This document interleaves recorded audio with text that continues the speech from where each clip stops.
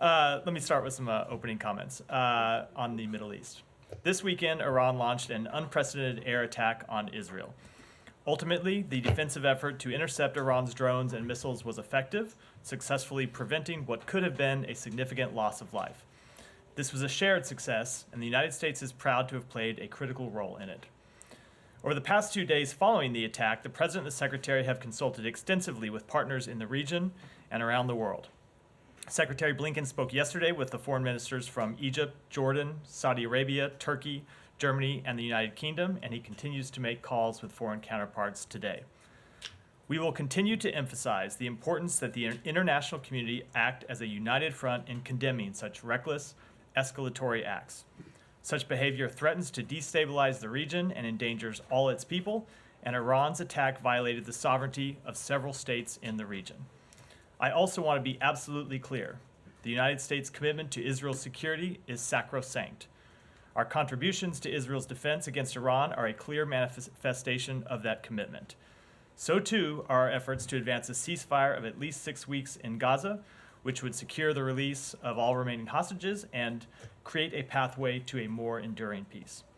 We remain committed to advancing that work and providing lasting peace and security for Israel, for the Palestinian people, and for the broader region. And we will continue to engage regional and international partners urgently on these areas in the coming days. With that, Well, that's it. I thought you said you had a couple of different comments. That seemed like one. Okay, but that's fine. one topic, several comments, one topic. Gotcha. On this, just logistically, who has the secretary spoken to other than the Iraqis, obviously?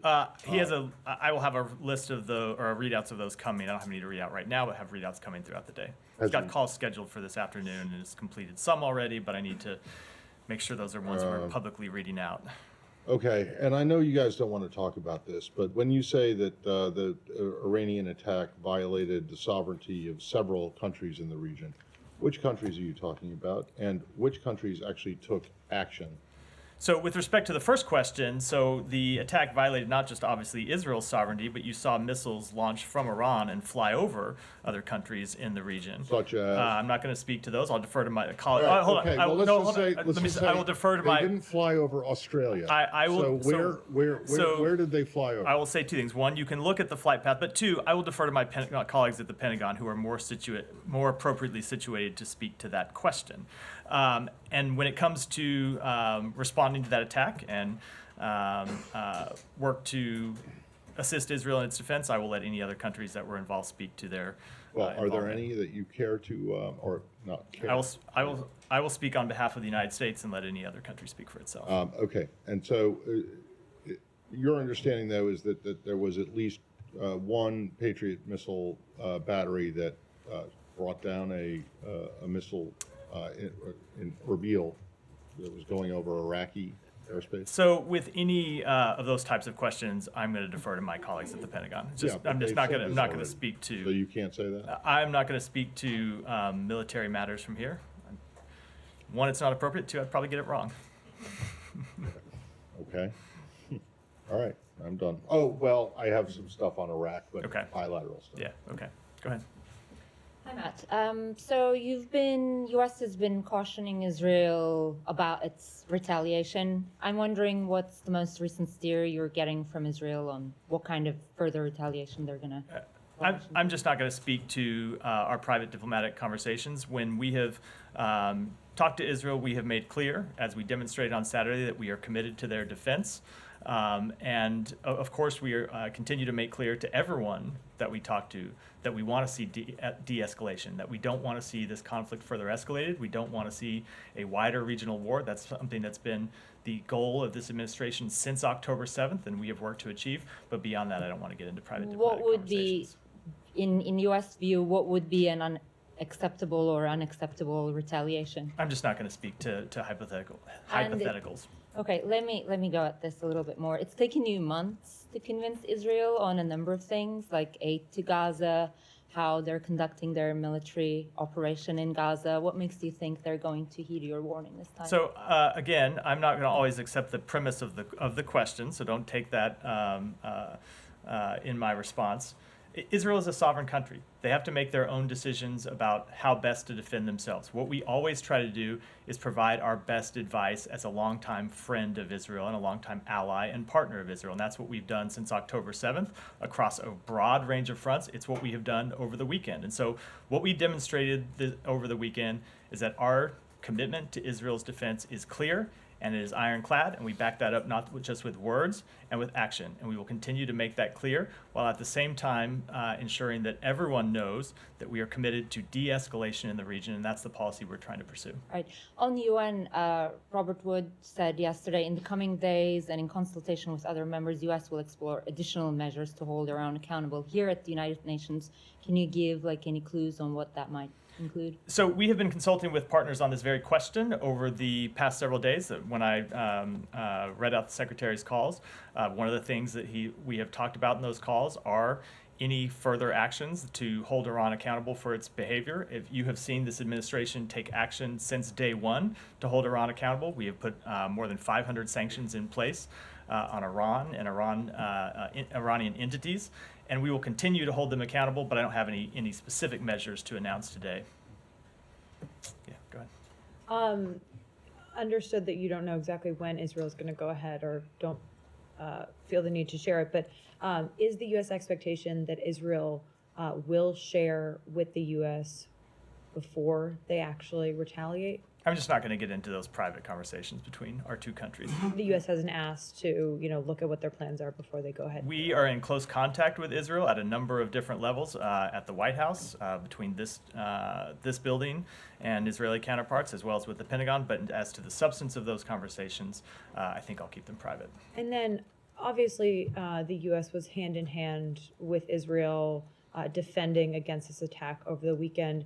Can you speak to how you think that might impact the way that Israel responds? Do you think that they felt supported by the U.S. and regional allies as they were under assault that might make them, feel like they're in a better place today than they would have been defending themselves on their own? So I can't speak for Israel. I would never want to speak for another country. I'll speak for the United States. But I will say what you saw over the weekend, and really it's something that started before the weekend, was a coordinated response to defend Israel, something that we worked very hard with our Israeli counterparts to put into place. It's not like when these attacks were launched Saturday afternoon, our time, Saturday evening, Sunday morning, Israeli time, that it was something that we had not been preparing for with Israel in the days leading up to that attack. We had been working quite closely with them to coordinate our response, to talk about how we could defend Israel, how we could take down those drones and missiles, and something we worked very closely on, as well as we coordinated with our diplomatic response. As you saw, the Secretary had a number of calls with foreign counterparts last week to send messages indirectly to Iran, to ask other countries to make clear to Iran that they should not escalate this conflict. We shared all of those conversations with the government of Israel, made clear to them that we were working with them not just militarily, but that we were working with them diplomatically, and that's what we are committed to continue to do to defend the state of Israel and the people of Israel. And are the Rafah meetings still going to happen this week? I don't have any scheduling announcements to make with regards to those meetings. Go ahead. I'll come to you Just next. in a similar vein, that the fact that Israel didn't take a preemptive strike, and that the U.S. and others were warning that a strike from Iran, an attack from Iran would likely be coming.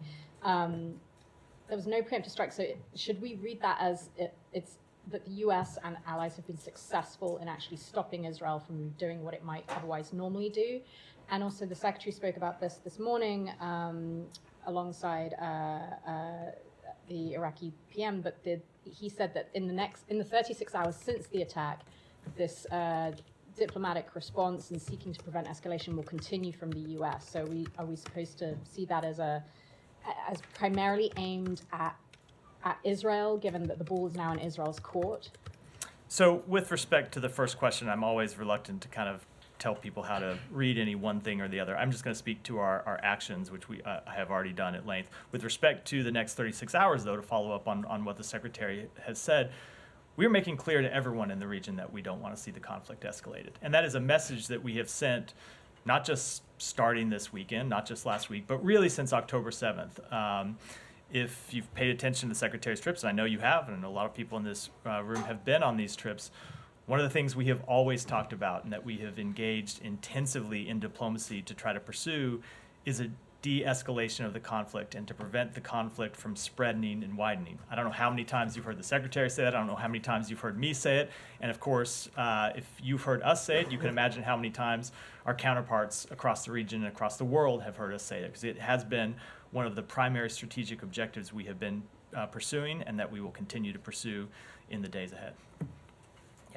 A quick follow on that UN angle. There's some criticism today that the UN missile sanctions on Iran that expired in October last year somehow enabled this attack. How do you respond to that? So I would say, first off, that's just absolutely not true.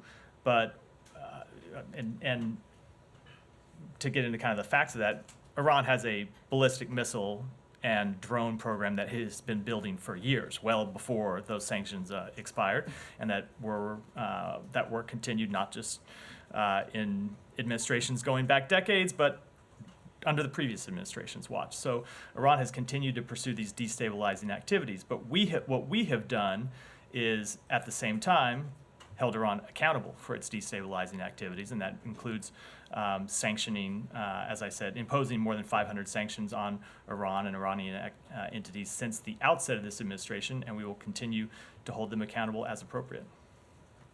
Well, hold on. All that's well and good, but the fact of the matter is that there were sanctions that were in place on it to try and curtail that program.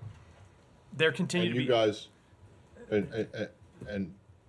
and they were dropped. I mean, they expired. There continue to be other sanctions on Iran's missile programs, and as I said, we continue to look at ways that we can tighten our sanctions, increase the enforcement of our sanctions, and, if necessary, impose new sanctions on Iran. But they have a ballistic missile program that goes back Yes. years, decades. They did, which and is why the sanctions were introduced in the first place. And it's And why then you guys let them let them expire it's why along with it is- the general arms embargo. and it is why we have sanctions on their ballistic missile program. We'll Yeah, continue to look for new sanctions. But you don't have the same sanctions that you had in place before. We do have sanctions on their ballistic missiles programs, and have imposed, as I said, 500 sanctions, over 500 sanctions total with respect to Iran, and we'll continue to look to hold them accountable. But it's clearly they're not working. The sanctions are not working. Iran has for years tried to evade sanctions imposed by the United States, imposed by our European allies, imposed by the United Nations. But what we have seen the sanctions do is drive up the cost for Iran to do business, slow down their weapons programs, and ultimately, at times, I think you can see them produce less effective weapons. I probably shouldn't get into that in detail, but less effective weapons than they otherwise would. One more, Matt. Did you clearly ask Israel not to retaliate? And in case that they responded, will you continue to defend Israel? I am just not going to get into the private diplomatic conversations we've had with Israel. But that said, we have made clear privately and publicly that we are committed to Israel's defense. That will always be true. That commitment remains ironclad. It will not change. And if there are further attacks on Israel, of course we will continue to defend them. I just had a follow on, Michelle, regarding this. I mean, you are now pressuring Israel not to respond on the Iranian attack, and at the same time saying that if they've been attacked, you will defend them. Do you see that this was counterproductive to what you're trying to do? You're enabling them to respond to Iran while you're saying to them, we'll protect you when Iran retaliates back. So, first of all, you are there are a couple things in your questions I have not said from this podium. I'm not going to speak to our private diplomatic conversations and what we are sharing with Israel privately. But publicly, of course, we are committed to the defense of Israel. And there is, that is something that the president has made clear from day one, something you've heard the secretary say clear, and it's something that will continue to be the case. And I think, if I could get at kind of a broader issue, I think inherent in your question, there have been times over the past 6 months since October 7th that Israel has taken actions with which we don't agree, or Israel hasn't moved as quickly as we would like to implement certain changes. And we engage with them on those issues, and we try to get improvements, and we will continue to try and do that. But at a fundamental level, there is a bond between the United States and the people of Israel. And that bond rests on our shared security. And one of the things that we will continue to be committed to is the defense of that security. And are you willing to risk a regional total war for this? I think you've heard me say here a number of times that we are working to pursue de-escalation. And that has been the focus of our diplomacy since October 7th, not just over the weekend, but since day one, is trying to pursue de-escalation and prevent the conflict from widening and spreading and expanding. Last question, but I want to go back to a statement you issued an hour earlier about West Bank violence. You started the statement by saying, "We strongly condemn the murder of 13-year-old Israeli Benjamin Achimayer." And the second paragraph, you say, "We are also increasingly concerned by the violence against Palestinians that led to the death of 2 Palestinians." Why the distinction? There is no distinction. We condemn we condemn all loss of innocent life. But why the change of word? The wording is different. I think you're reading too much into the formulation of the statement. We condemn all loss of innocent life, whether it be Israeli or Palestinian, and that's why we mentioned all 3 individuals who died in that statement. I think maybe you should put them all in the same sentence.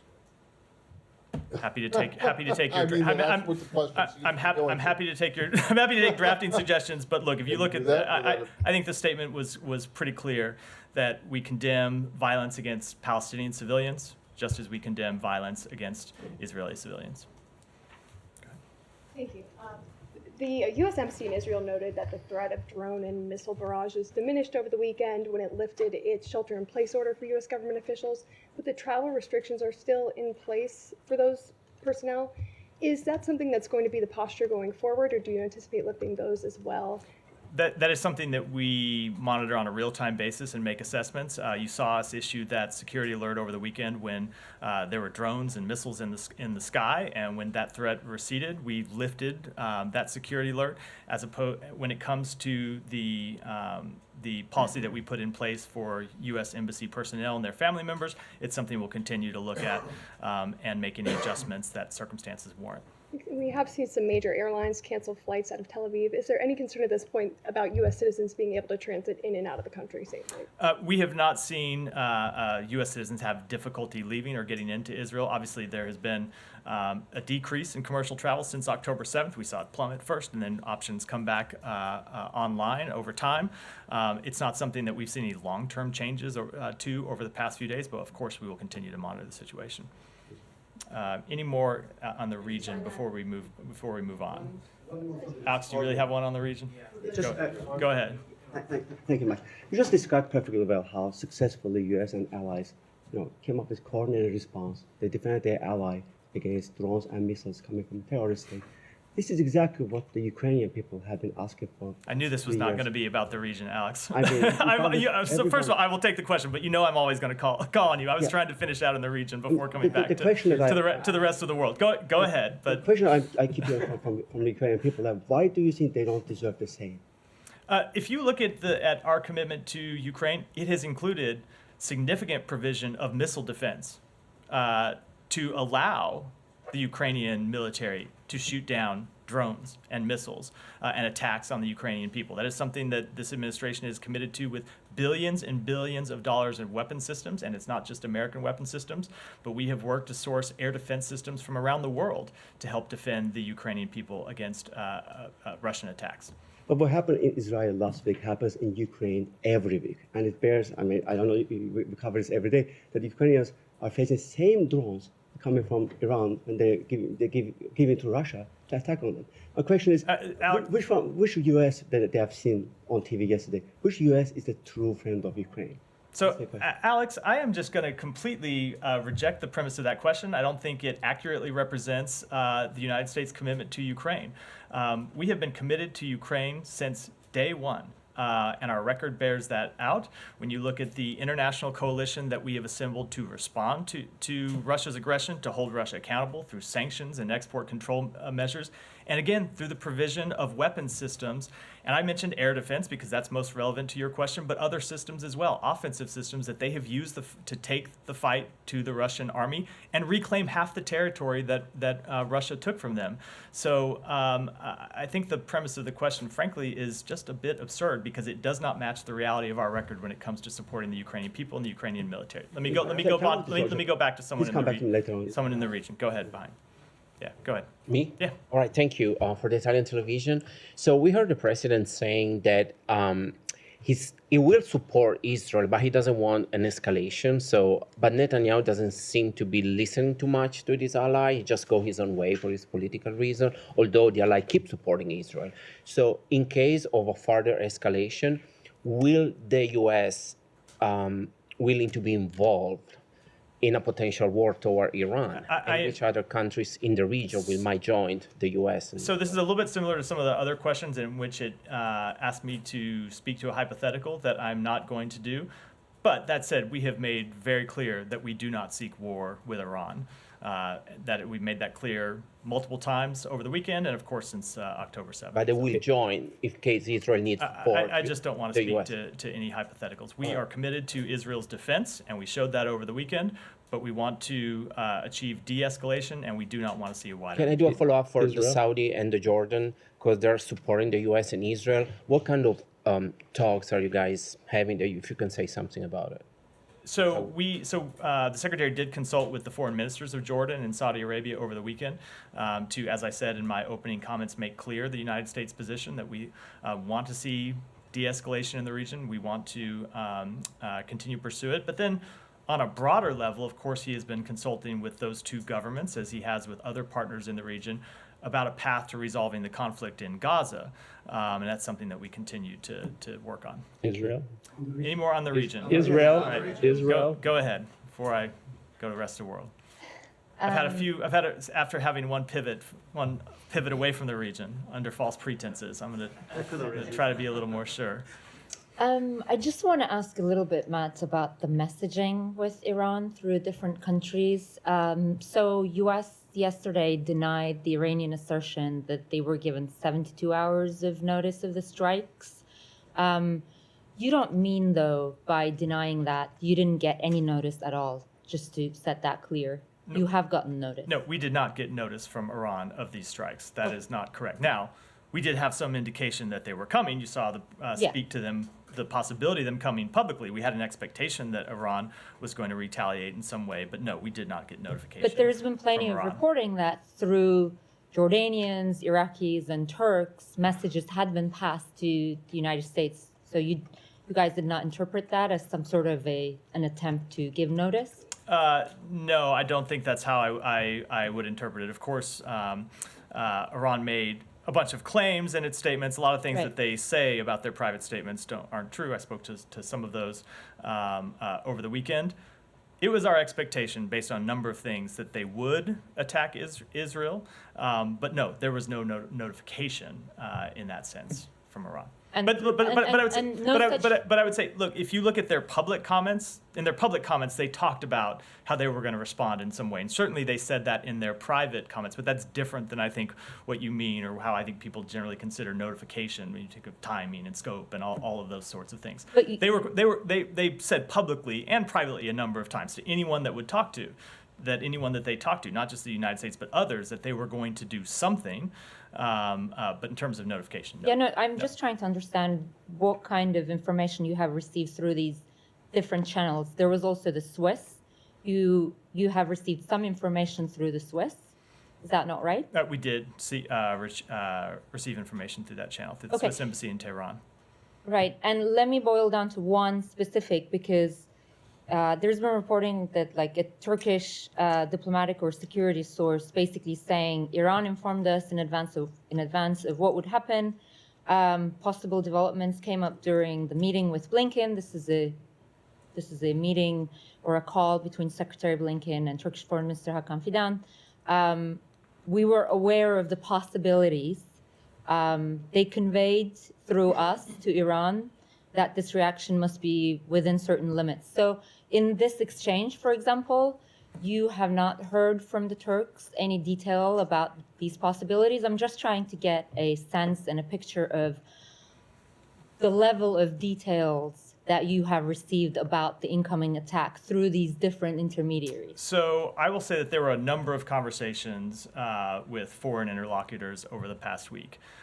In none of those conversations did we get a notification of the attack or a sense of the targets. Obviously, you heard Iran saying publicly that they were going to respond in a very large way. And so we were prepared for a significant attack. I'm not going to talk about, and I think for reasons that are probably well understood, I'm not going to talk about all of the ways in which we gather information about potential attacks. But based on our assessment of the situation, we did expect that Iran would take some action against Israel, which is why you saw us working with Israel to prepare for that attack and to be able to defend against it. And it's why we were able to successfully do so. Right. And the final thing is about the hostages.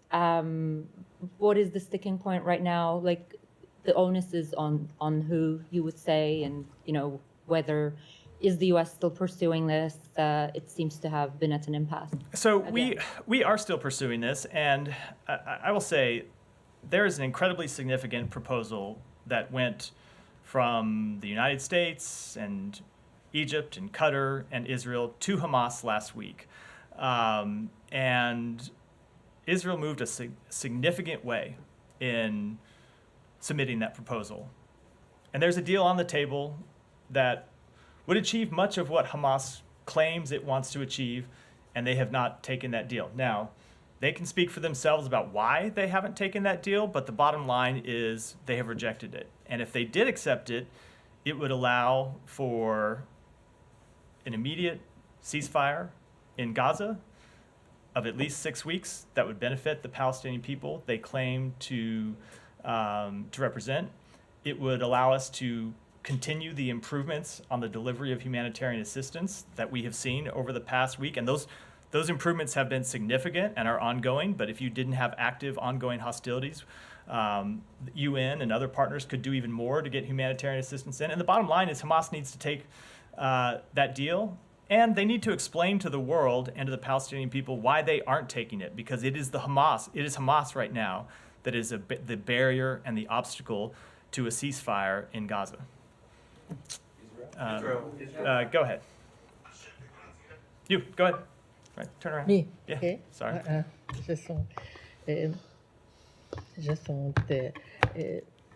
Sorry. Regarding to the rapper of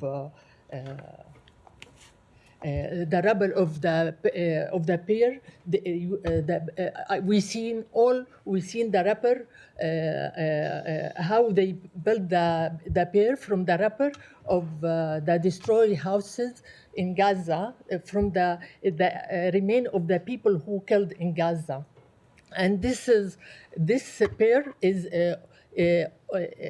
built specially it's built specially to human aid for people of Gaza. This is you don't think this is inhuman and it's a contract with the purpose to build this pier? So I'm not going to speak to the specific details regarding the construction of the pier, only because that's not work that's ongoing through the State Department. That's work that's happening out of the Pentagon, and I would defer to the Pentagon to speak to that. But of course, the reason why this administration and this government are working to establish that pier is to get significantly more humanitarian assistance into Gaza. We have seen, as I said a moment ago, continued progress on that front over the past few days. We saw a significant amount of trucks go in over the weekend. We've seen improvements in mechanisms for the delivery of aid. We saw, I think it was 65 trucks that moved to the north of Gaza yesterday, and there are more slated to go to the north today, something that wasn't happening in any kind of significant number weeks ago.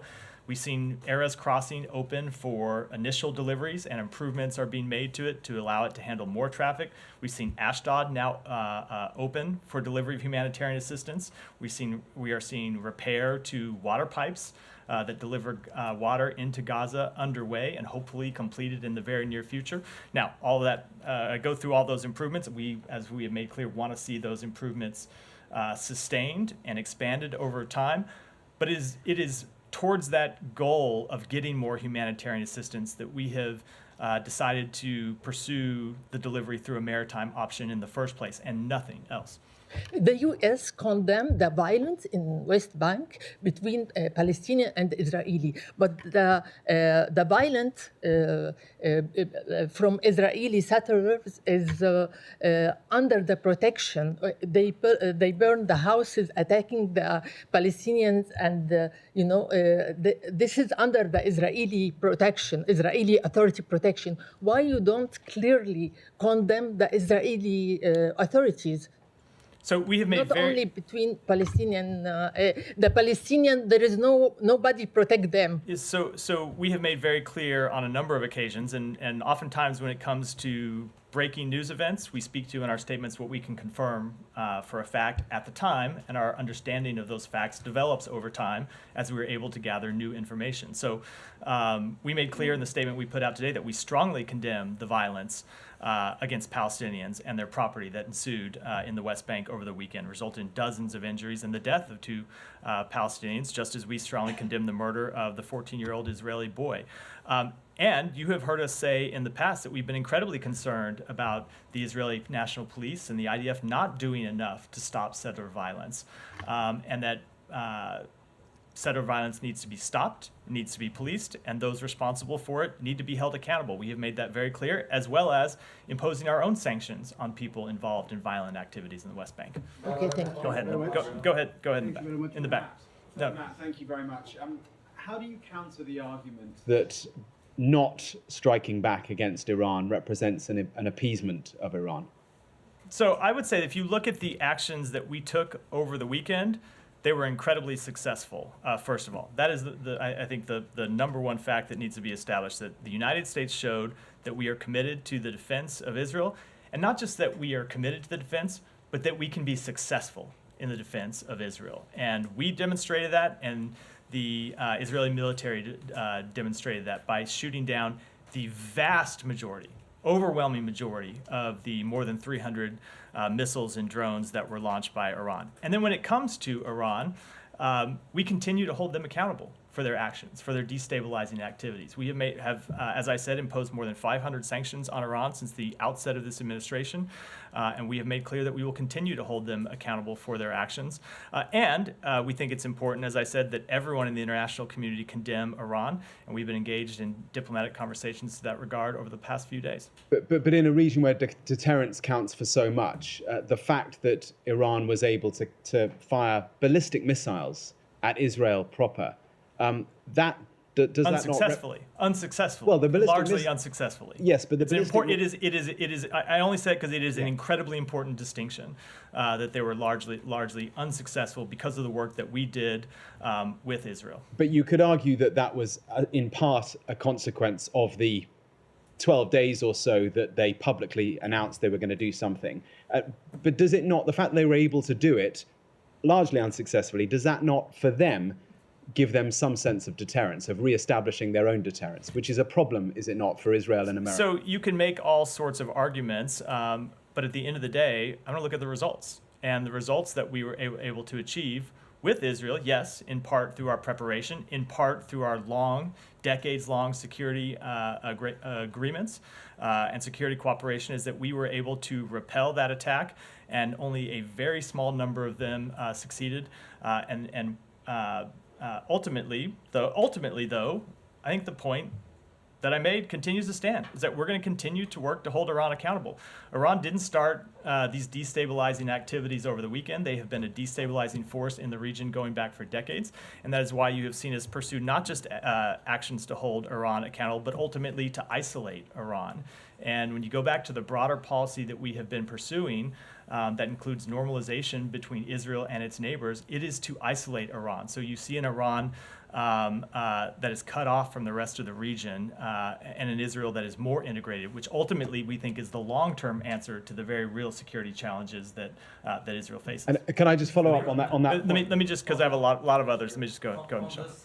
Some in the Middle East said that the Iranian attack was a farce, a deception, and a storm in a teacup. Do you agree with Who said that? some writers and reports? So 300, more than 300 missile and drone attacks is an unprecedented action by Iran, launched from Iranian territory, targeting the state of Israel. Now, ultimately, we were able to defend that because of our important collaboration with Israel and with the Israeli Defense Forces, but that doesn't change the unprecedented nature of Iran's actions and the fact that the international community needs to be united in condemning it. Let me try to get to some people that I haven't gotten to yet. I'll come to you, Janie. I promise I'll come to you.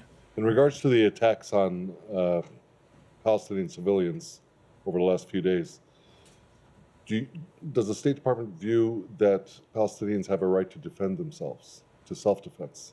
So when it comes to civilians, obviously we're going to defer to, we want law enforcement to handle those situations. And we want to see Palestinian law enforcement be able to work in the areas where they have lawful law enforcement capabilities. And we want to see the Israeli National Police in the places where they operate defend Palestinians from illegal attacks. And we, on behalf of the United States, will continue to hold accountable settlers that engage in that type of violence. But in the absence of such... We don't want to see any civilians taking the law into their own hands. We want to see law enforcement act. That is the appropriate, and that would be our position anywhere in the world. We want to see lawful authorities act appropriately, and that's what ought to happen in the West Bank, as is true anywhere in the world. How would one defend himself, though? Like defend their homes? Do they have the right to defend their homes? So I'm not going to get into kind of on-the-ground determinations about anybody's specific home. Ultimately, we want to see de-escalation in the West Bank, and that's why you saw me in the statement that I put out say that this is something that the government of Israel and the Palestinian Authority need to work to. We don't want to see armed Palestinians or armed Israelis taking matters into their own hands. Ultimately, that is how you see an escalation in tensions in the West Bank and escalation in violence in the West Bank. We want to see the Palestinian Authority and the government of Israel work to establish law and order and prevent this sort of violence. Okay, but is there a mechanism for Palestinians? Is there a mechanism for Palestinians to defend themselves, given the Palestinian Authority or the security? So again, if you mean individual Palestinians, we don't want to see them taking violent actions. But we don't want to see Israeli citizens taking violent actions either. The government of Israel, the Israeli National Police, the IDF need to hold people accountable that take those types of actions, and that's what we'll continue to press for. Thank you. Go ahead. Thank you, Matt. On Thursday, April 11th of this year, you said that the Biden administration fully supports the rights of the Israeli people. And according to CNN and New York Times reports, President Biden has threatened Israel Prime Minister Netanyahu and the majority government to change course in their military actions or risk loss of his support for their military strategy with Hamas in Rafah area of Gaza. And now with Iran, how on one hand can you say that you fully support the rights of the Israeli people, and on the other hand, not fully support the rights of the Israeli people to defend themselves as they see fit? And a two brief follow-up. We do support Israel's right to defend itself, and we made that clear over the weekend. Okay, and then Israel has been under attack from Iran and its proxies since before October 7th, with April 13th's attack by Iran being the worst, not the first. Why was the Biden administration and State Department, according to a recent CNN report, so quick to telegraph the U.S. would not support any counterattack of Israel on Iran? And then what would it take for America to retaliate against Iran, since according to an Associated Press report, Iran murdered 3 Americans and dozens more were injured in an overnight drone attack in northeast Jordan over the past several months? So first of all, with respect to that drone attack, we did take action at the time, and that's been well discussed from here and at the Pentagon. And then with respect to the first part of the question, I'm not going to speak to private diplomatic conversations or reports about said private diplomatic conversations.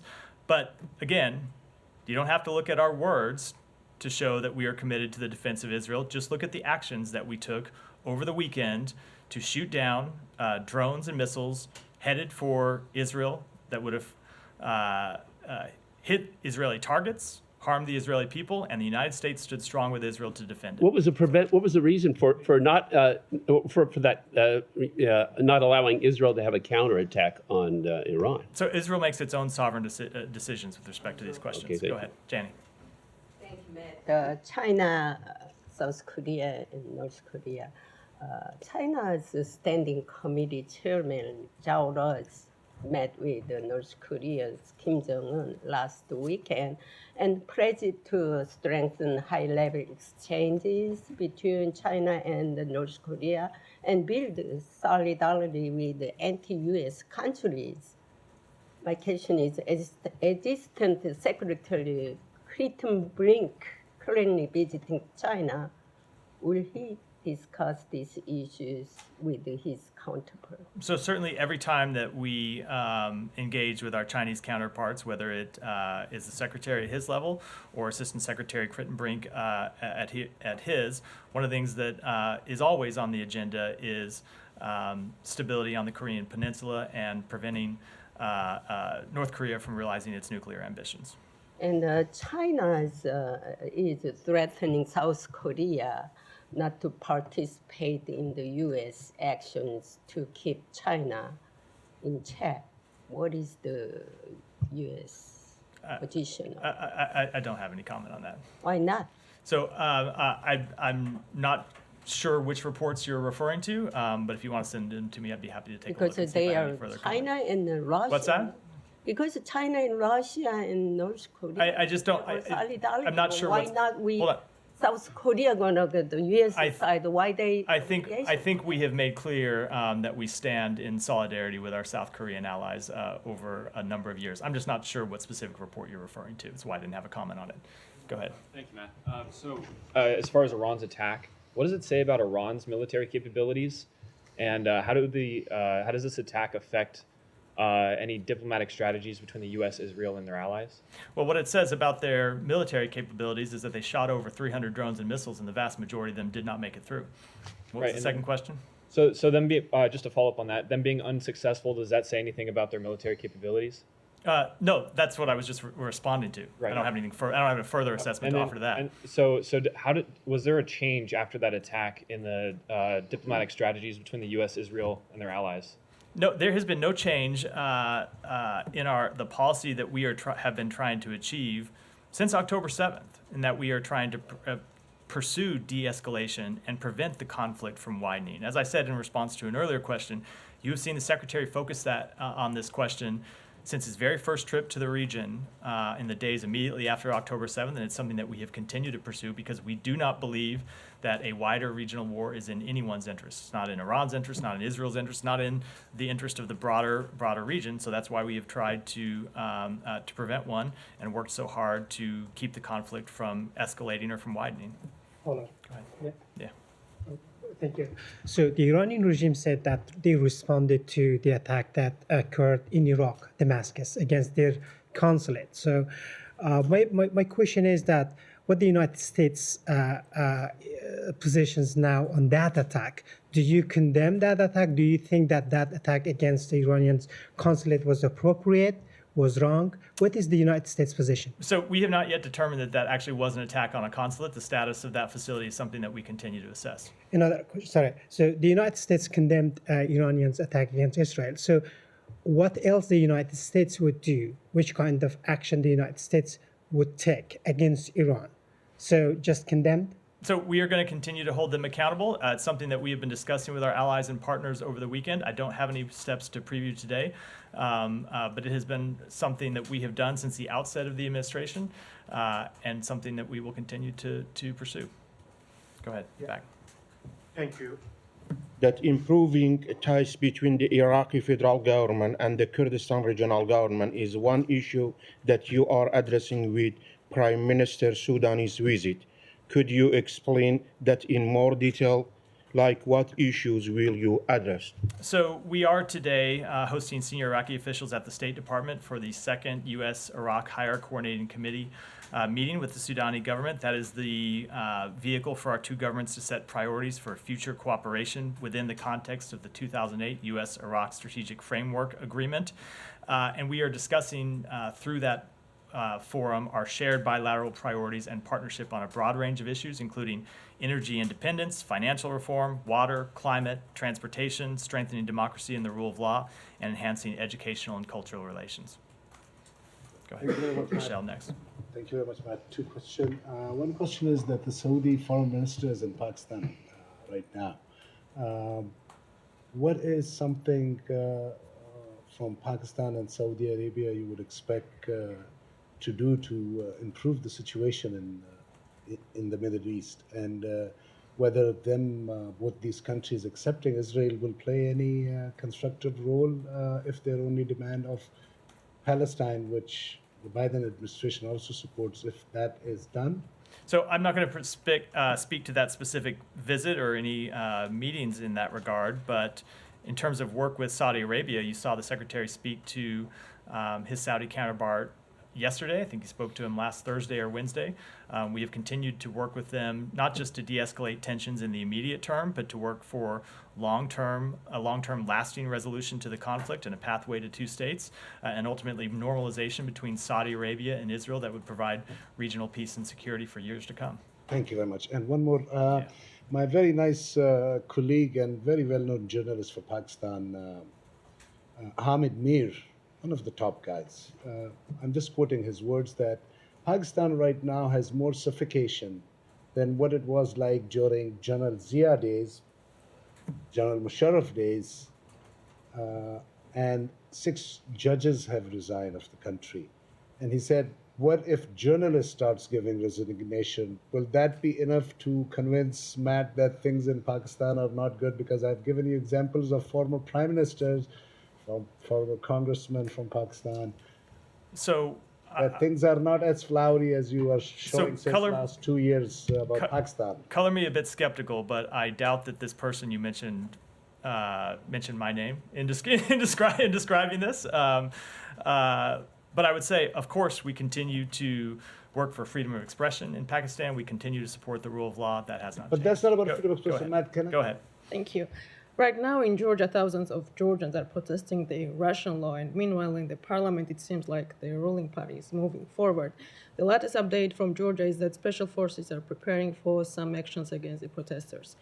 So once again, regarding this law, if I may ask, while the Georgian people, the entire West, is condemning this law and only Russia supports it, how does it align the strategic partnership between Georgia and the United States? So let me just say we remain deeply concerned that this draft legislation would harm civil society organizations working to improve the lives of Georgian citizens and would derail Georgia from its European path.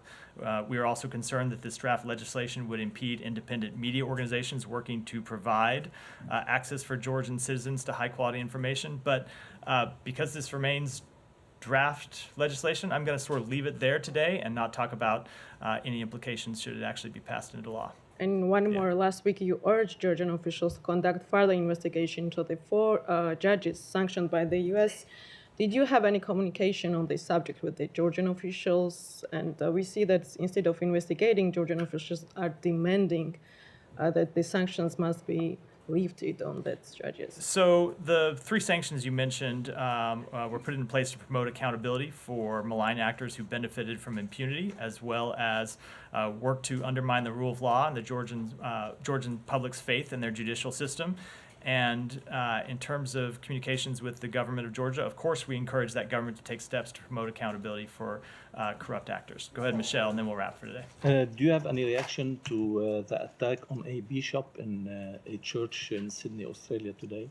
Let me take that back and get your response. I'll take one more. Go ahead. Thank you, Matt. I'm wondering if I may draw your attention to recent pieces on India. One is in foreign policy titled U.S.-India ties remain fundamentally fragile, and the other is titled Undemocratic Role of Modi's India is a Security Threat to South Asia, published in the South Asian Journal. With concern about democratic backsliding in India and recent concerns from the State Department regarding the crackdown on opposition. How will you navigate the relationship with India in coming days, including depending on India in the Pacific strategy? So India is the world's largest democracy. It is an important strategic partner of the United States, and I expect that to remain true.